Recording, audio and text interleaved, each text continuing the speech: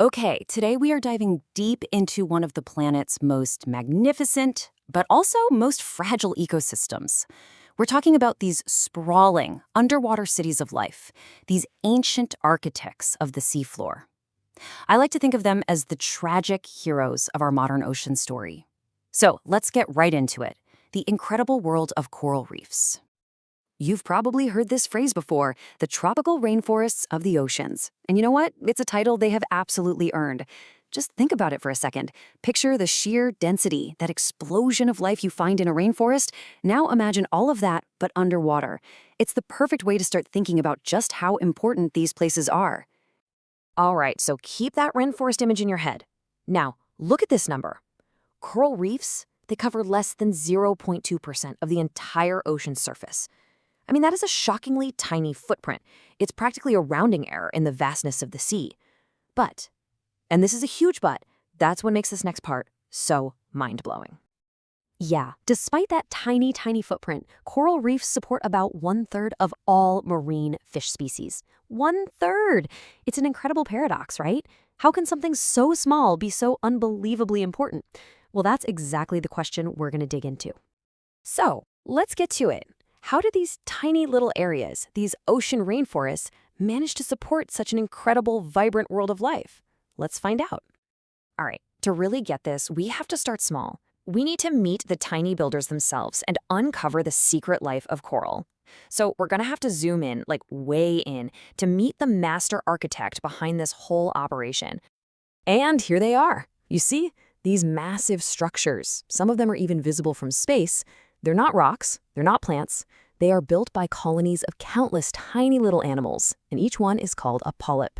The best way to think about it is like this. They're the individual brick layers building a colossal living city. Okay, but our little builder doesn't work alone. It has a secret partner, a tiny powerhouse living right inside it. Now, the name's a bit of a mouthful, I know, Zooxanthellae, but trust me, these microscopic algae are the absolute key to everything, to the coral's survival and, as we'll see, to its amazing appearance.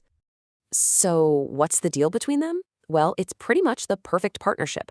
The coral polyp basically provides a safe house and the raw materials, like CO2, that the algae need. And in return, the algae are like a live-in personal chef, providing up to 90% of the coral's food. Oh, and one more little thing, they're also the reason the coral has any color at all. Okay, this is the big reveal, so let this one sink in. The coral animal itself, the polyp, it's actually clear. It's translucent.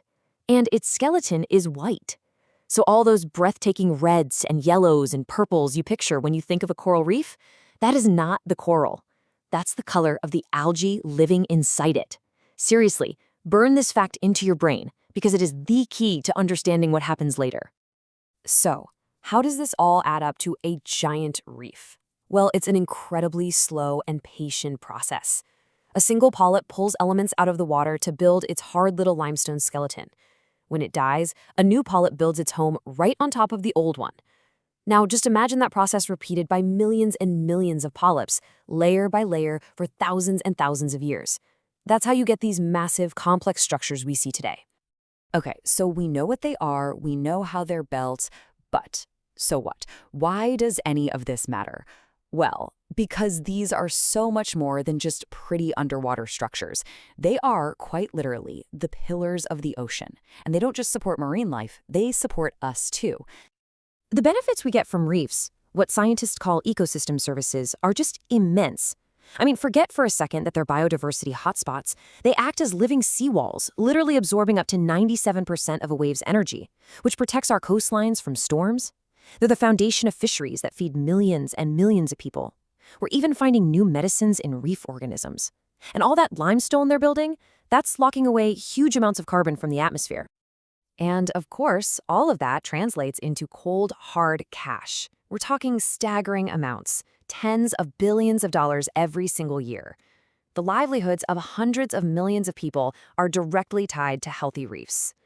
Think about the tour guide taking people diving, the community that doesn't get washed away by a storm, the fishing boats that have something to catch. It all comes back to the reef. But for all their importance, for all their beauty, this is where our story takes a darker turn. We're now entering a world under threat, where our reefs are facing a host of, Well, invisible enemies. For these ancient ecosystems, the challenge has never been greater. Our tragic hero is in real trouble. And the list of threats is, well, it's long and it's daunting. You've got things like pollution running off from land, sediment from deforestation, destructive fishing. These all cause serious damage on a local level. You can think of them as things that weaken the reef's immune system. But there are a couple of global, invisible threats that affect every single reef on the planet, no matter how remote or protected it is. And the first one is ocean acidification.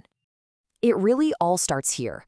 As we pump more and more carbon dioxide into the atmosphere, the basic chemistry of our planet starts to change.